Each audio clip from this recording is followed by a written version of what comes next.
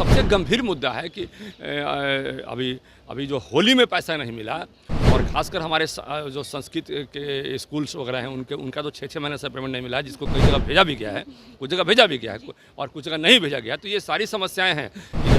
ईद रमज़ान का भी समय है, तो ऐसे समय में ये पेमेंट तो हर हाल में मिलना चाहिए, उसमें कहीं कोई कोताही होनी ही नहीं चाहिए। और लोग कितना कर्ज लेके काम करेंगे, तो ये गंभीर मुद्दा है और इस पर हमें काम करना है। और अगले शुक्रवार को इन सारे मुद्दों पर बात होगी। और हमने पूरे बिहार में जितने हमारे शिक्षक मित्र हैं, हमने करीब 100 शिक्षक मित्रों से कहा कि आपको जिस अधिकारी से दिक्कत है, आप व्यक्तिगत रूप से उस अधिकारी के खिलाफ लिख के दीजिए और उसके बाद देखिए कि उस पर कार्रवाई होती है कि नहीं होती है। तो डरने की आवश्यकता नहीं, कहीं ना कहीं डर को हटाना पड़ेगा। ये कोई भगवान नहीं है, अब कोई अधिकारी भगवान नहीं है कि वो नौकरी किसी को दे रहे हैं। अरे वो सिस्टम है, वो सिस्टम से किसी को नौकरी मिलता है और सिस्टम से किसी की नौकरी आती है। कोई भगवान नहीं है। आप कोई अधिकारी चाहे किसी का हम नौकरी खा जाएंगे तो किसी का मजाल नहीं है कि कोई आदमी किसी को तंग कर सकता है। उसके ऊपर भी सिस्टम बैठा हुआ है। आप गलती कीजिए तो हम बैठे हुए हैं, हम गलती करें तो ऊपर बैठे हुए हैं, तो कहीं ना कहीं मुख्यमंत्री बैठे हुए हैं, तो कहीं ना कहीं सिस्टम तो है। देखिए, आने वाले शुक्रवार को शिक्षकों के मुद्दे सदन में रखे जाएंगे। इस वक्त खास बातचीत करने के लिए हमारे साथ बीजेपी के एमएलसी जीवन कुमार जी हैं।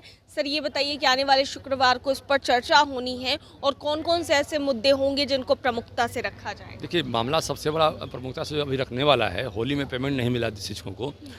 मुद्दे तो कई हैं, निरंतरता की बात है, हमारे जो फिजिकल टीचर हैं उस फिजिकल टीचर का मामला है, हमारे जो नियोजित शिक्षक से वरिष्ठ शिक्षक हैं उनको जो पेमेंट नहीं मिला है, जो प्रान नंबर जनरेट किन्हीं का नहीं हुआ है, प्रान नंबर जनरेट जिनका हो गया है उनको पेमेंट नहीं दिया गया है।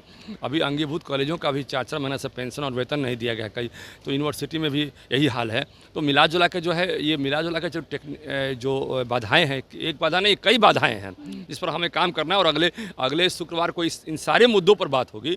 और सबसे गंभीर मुद्दा है कि अभी जो होली में पैसा नहीं मिला और ख़ासकर हमारे जो संस्कृत के स्कूल्स वगैरह हैं उनका तो 6-6 महीने से पेमेंट नहीं मिला है, जिसको कई जगह भेजा भी गया है, कुछ जगह भेजा भी गया है और कुछ जगह नहीं भेजा गया। तो ये सारी समस्याएं हैं।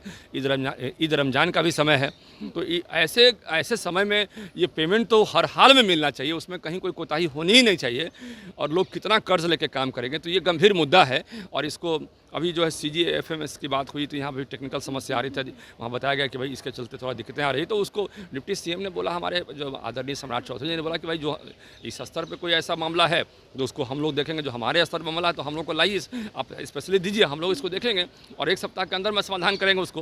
ठीक है सर, लेकिन क्या नहीं लगता है कि ये सरकार की विफलता है, क्योंकि आप भी सरकार में बैठे हुए हैं, बीजेपी के एमएलसी हैं और ऐसे में 4 महीनों से उनको वेतन नहीं मिलना और इसके अलावा शिक्षक परेशान है, कई सारे ऐसे मुद्दे हैं जिनको लेकर शिक्षक सालों से चल रहे हैं। तो क्या नहीं लग रहा है कि सरकार इस पर थोड़ी ढीली पड़ गई है, रुख थोड़ा कमज़ोर है? देखिए, ऐसा है कि बहुत सारे सवाल कई सालों से है, तो केवल वित्त रहित का मामला है जो 40 साल से लगातार ये समस्या ग्रस्त है। और उसमें आदरणीय हमारे सुशील मोदी जी अब नहीं रहे, हमारे श्रद्धेय नहीं रहे, तो लेकिन उन्होंने आया तो एक समीकरण लाया यहाँ पे कि भाई 1.5 करोड़ का ग्रांट हम राशि इशू करेंगे ताकि उन लोगों का समस्या का कुछ सुधार हो सके, उन लोगों की समस्या का कुछ समाधान हो सके। लेकिन उसके अलावा जो नियोजित शिक्षक थे, जो 17 बरस से पीड़ित थे, उनको राज्यकर्मी का दर्जा का शुरू से डिमांड रहा। लेकिन हमने जब आया तो इसको पूरे बिहार में एक मुद्दा बनाया, सभी MLC और MLA जितने भी हमारे मित्र थे, सब लोगों से आग्रह किया कि राज्यकर्मी का दर्जा इनको दिलवाई, ताकि उनका भी जब पेमेंट 6-6 महीना लेट होता था तो वो पेमेंट नहीं लेट हो और तत्काल मिले। और निश्चित रूप से उनको देखिएगा, निश्चित रूप से जब ये मुद्दा को हम लोग गरमाए, जब सक्षमता परीक्षा देना शुरू किए और के पाठक जी के समय से ही उनका पेमेंट मतलब कि मंथली मिलने लगा, तो निश्चित रूप से समाधान हुआ है। ऐसा नहीं कि समाधान पूरी तरह से नहीं हुआ, लेकिन कहीं फिर दिक्कतें आ गई है।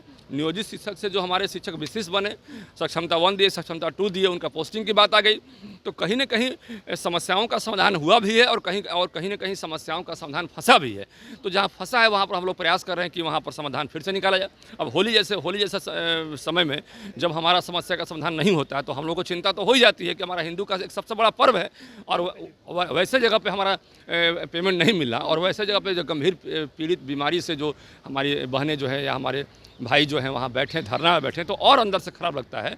तो निश्चित रूप से हमने इसको सदन में भी उठाया था और इस बात का चर्चा भी किया कि कैंसर जैसे पीड़ित मरीजों को भी आपने पेमेंट नहीं दिया और वैसे लोगों के लिए कोई अलग से प्रावधान नहीं है, तो निश्चित रूप से कहीं ना कहीं गंभीर समस्या तो है जिसका समाधान आपको तत्काल करना होगा। उसके लिए लेट नहीं करना होगा, कोई उसके लिए नियम कानून नहीं बना होगा, तत्काल करना होगा। और ये जो अभी टेक्निकल दिक्कतें आ रही है, CGFMS की जो दिक्कत अभी चर्चा में आई है कि उसके चलते कुछ परेशानी आई है। हमारे एक भाई, हमारे सदन के साथी जो है आदरणीय संजय सिंह जी ने बताया कि वहाँ पर टेक्निकल दिक्कत के चलते पेमेंट नहीं हुआ है।